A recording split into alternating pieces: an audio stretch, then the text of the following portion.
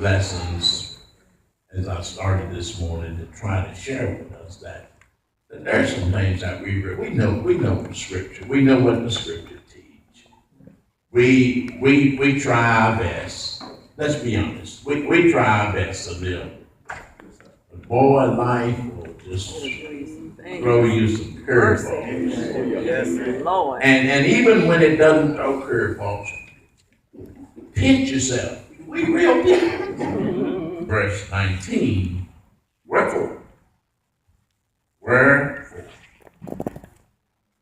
my beloved brethren, let every man be swift to hear. All right. I think we covered up that. There's a reason. You know what? You can't even be blessed. Now get this. See, if you're playing with God, God can't even bless you if you're not swift to hear. Then he says,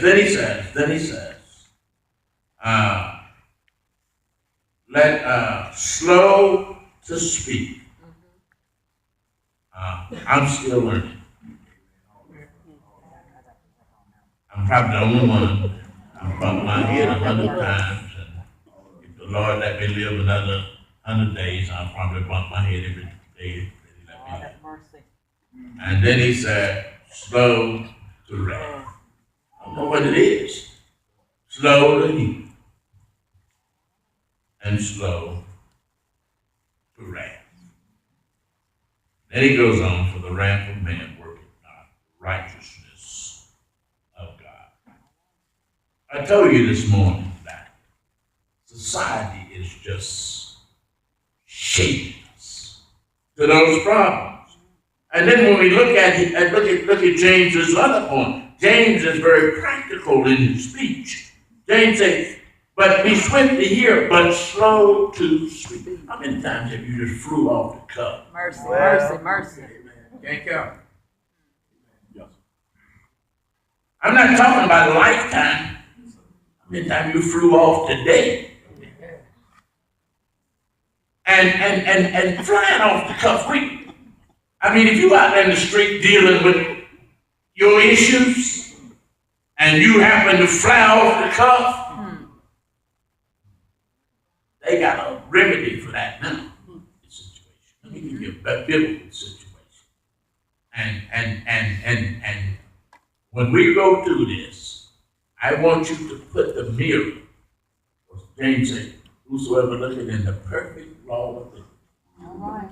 So I got my mirror. I see me. You got your mirror? Got my mirror. All right. In 1 Samuel chapter 30. 1 Samuel chapter 30. Amen. We have Brother Crawley to do some reading for us this evening. Brother Stock's not here, and obviously it's not feeling well with that back.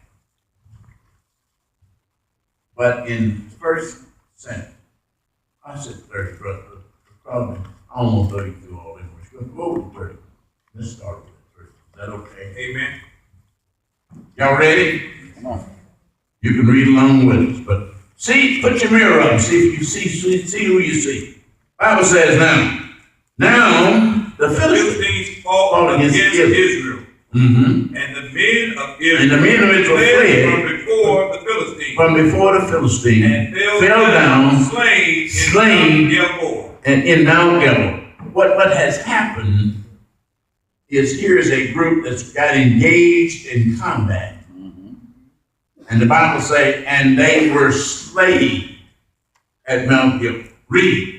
And the Philistines followed hard upon Saul. Oh, now we're beginning to see something. Saul is there. It said, followed hard upon Saul and upon his sons. And the Philistines slew Jonathan. They killed one of Saul's sons, Jonathan. And Abinadab. And they killed the other son, Abinadab. And Melchishua. They killed him. All of Saul's sons did. Excuse me. They killed him. Read. And the battle went sore against Saul. And the battle went sore against Saul, and the archers but hit him. And he was sore wounded of the archers. He's almost dead. Saul himself. You get this now. Saul himself almost dead. Read. Then said Saul unto his armor bearer. Now, you need to get this. I'm not going to have a problem to read all of this, but I just need to get this part. Then said Saul unto his armor bearer, Draw thy sword. Draw thy sword. And thrust me through therewith. In other words, he said, draw your sword and kill me. Yeah. I'm suffering. I've been injured. My sons are dead. I don't want to live anymore. Just draw your sword and kill me. That's got to be a tough life, isn't it? And the armor bearer said what? Saul said, lest these uncircumcised come and thrust me through and abuse me. But his armor bearer would not, for he was so afraid. Well, he was so afraid. Therefore Saul took a sword Therefore and Saul took the sword himself, fell upon him. When the armor bearer saw that Saul was dead, He fell killed likewise upon his sword. Saul died with killed himself. Mercy. How many knew that? Amen. Killed himself with his own sword. Amen. You could say he committed suicide. Yeah. That's what the Bible says. The very next book, 2 Samuel. I see, get your mirror. Because here is this guy who wants to give himself a pat on the back. In 2 Samuel chapter 1. I don't know how far I want you to read. But start, if you will. Let's see where let's start at verse number 3. And David said unto him. Now this young man, this armor bearer, that Saul asked to kill him. Remember the Bible said he was so afraid he wouldn't kill him. He didn't want to kill him. He watched Saul kill himself.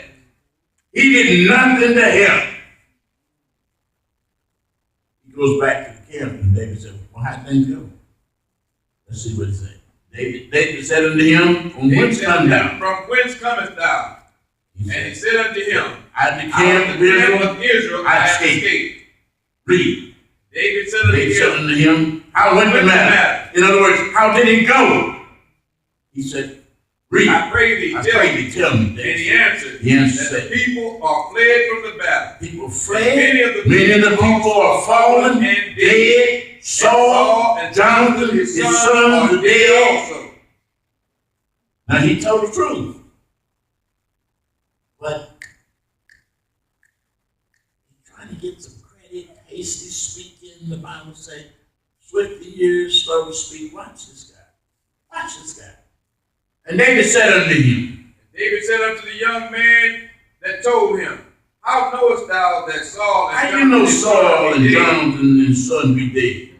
And the young man that told him said, as I happened by chance upon Mount Gilboa, I just happened to come by there. Saul leaned upon his spear, and lo, the chariots and horsemen followed hard after him. And when he looked behind him, he saw me and called unto me. And I answered, here I am.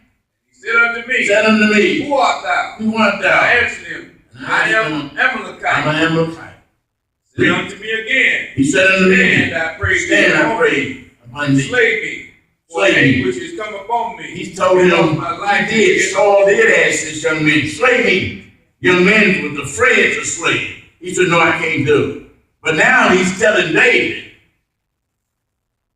Saul said, anguish has come upon me. My life is yet whole in me. Now listen to the young man in verse 10. He said, so I stood upon him and slew him. Because I stood upon him. I stood upon him. I stood upon him. He did what? I stood upon him.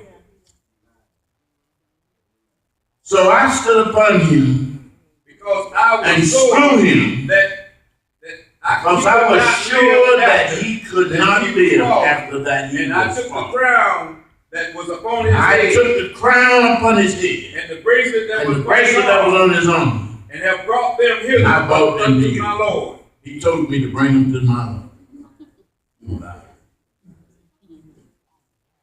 Swiftly, slow to speak. Now you didn't have to do that. You know. Yeah. He said, "Tell me how that happened." He said, "Oh man, when I got there, he was already injured. His voice was already dead. He was about dead." And he said, "Listen, I'm suffering so bad. Kill me." He said, "Well, okay, I can help you out." I went ahead and slew. He was too scared to pick up the sword. How you gonna slew somebody? What are you gonna do, talking to death? Then he goes back and tells David what he did. For this reason, you have to consider when you engage, especially when it has some. Now we know truth goes a long way in life, period. But particularly when you're dealing with God.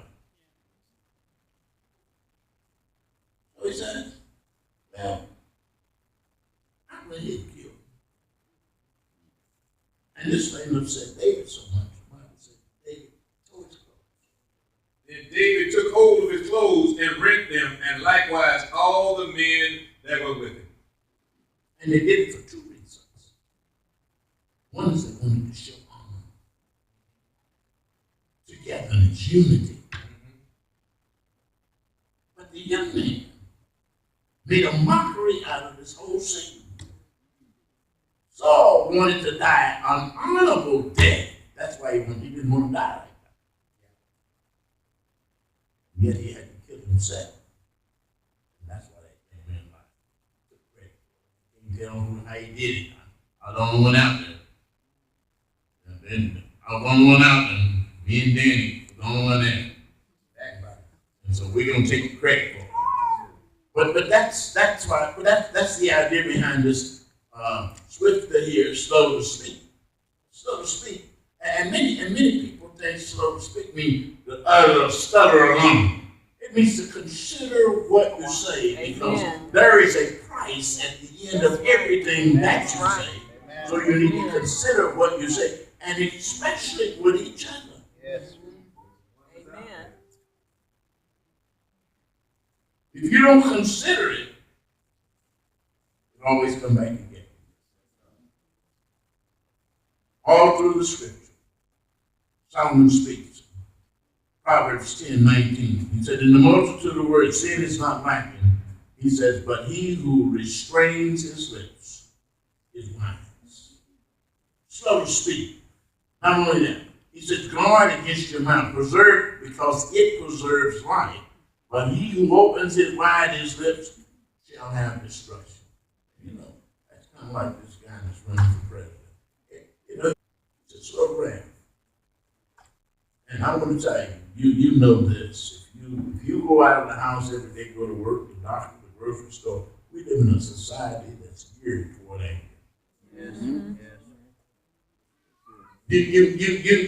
The speed limit up and down Firestone Road is 35 in some places, and 30 and up and down Firestone. You can turn on Firestone and do 30. The guy get behind you, ramming his engine, blowing his horn, showing you his. That all of this stuff happened the last week is because of anger. Hidden or unknown, people are angry. In the grocery store, people are angry. People make a mistake. We all, cashier, make a mistake, and we're ready to shoot him. Ready to shoot him. And when people are angry, it's hard to tell the truth to a person who's angry. Not only that, but when anger is housed, it becomes bitterness. That's the kind of society we live in, bitterness. Or bitter, and they don't even know why they're bitter. Did you see that video where the guy shot the Bible tells us in Esther chapter 1, verse 12, you can start this now. There was a king that was so furious that the Bible says that his anger burned within him. And everything and everybody he came in contact with, he let that unleashed his anger until his anger was so much on him, it killed him. That happened in real life. Folks get so angry and upset and carry that around. They end up having heart attacks, strokes, high blood pressure. We do it to ourselves. So I know, no wonder the scripture said we need to be quick to hear, slow to speak, and slow to anger. In our society that we live in now, those words are in reverse. We're swift to wrath. Amen. Used to be a time when I was growing up, you got angry with somebody, and somebody told you they were going to get a gun, they weren't coming back with them. Not only that, anger cuts our insight. When a person's angry, they don't have much vision. Our vision is clouded by anger. That's why I say, be slow to wrath. You can't think straight, nor can you see straight. You don't know which direction you're going. Calm down. It's a calming down time. Think back over the things that caused you to get angry. And then when you ponder those things, one thing that we learned for sure, we used to have a tag. You can't control nobody's disposition. You'd like to control them. You can't control nobody's disposition. But you don't. That's why you say, swiftly. God's word. Everything that pertains to spirituality, hear it swiftly. And not only just hear it, but he said, blessed are he that hear, not just hear, but be a hearer, but be a doer of the word also. And then, swift. Slow to speak. Not what you hear as it may. Give it real time. Now it's slow. Bible tells us, turn with me back to the text. In James chapter 1. James chapter 1. Verse 19. Wherefore, my beloved brethren, let everyone man be swift to hear, slow to speak, slow to wrath. He said, for the wrath of man worketh not the righteousness of God. The righteousness of God. In other words, it does not produce spiritual. Watch this. Wherefore lay apart all filthiness, superfluity of knowledge, and receive with the engrafted word, which is able to save your soul. Save your soul. And when you receive that, now society doesn't know this, but God knows this. Whether or not you just receive it and you are doomed,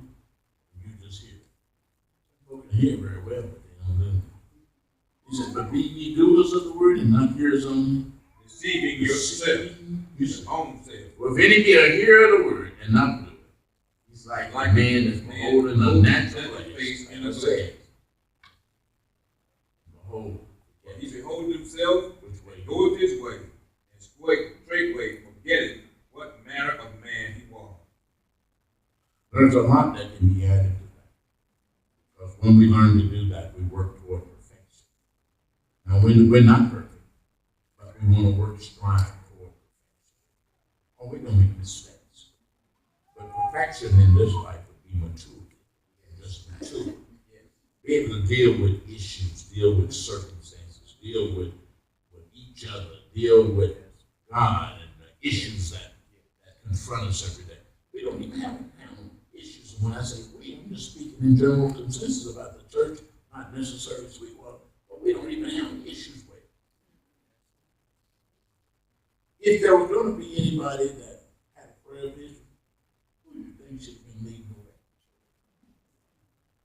I say that, and being facetious. That's what our opportunity. That's our greatest opportunity in saving souls and opening doors and helping folk to mature. We have to lead. We talk a good fight. We have to lead in those areas. mean, no, I don't know if any of those folk were Church of Christ members or not, but I do know that they were preachers of pray for peace. Half the time in our own congregation, we don't get around and talk about things like that. Oh yeah, that happened. We seen it, but we don't talk about it. We want to talk about Jesus. And if you can't talk about Jesus successfully, we'll talk about what happened around us in our communities. Yes. When it happens in our communities, we don't want to have to deal with it. It does. It has an impact on all of us. It has an impact. And so if we don't start dealing swiftly here, I heard about others that we ought to be looking at Jesus, but you can't effectively look to Jesus and overlook what's going on in your own backyard. Say, tell Christianity is not real. You're talking about looking to Jesus. What about false time? Do you ever pray for them?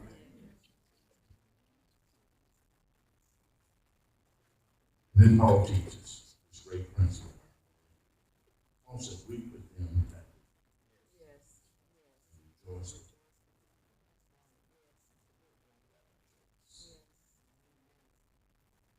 All of those things, the ones who created the act and the ones who suffered are all suffering. We have the greatest opportunity for us. Pray for the families. Pray for the guy that's perpetrated this act. Because he's got a family and they didn't do it. And they're suffering just as much. Those policemen who committed those acts, we seen them in the video. We seen those the families of those men who were killed. We seen how their families responded. But you know what? Those policemen have families. They have little children. It's not out there on the street. They didn't do it. They did our prayer.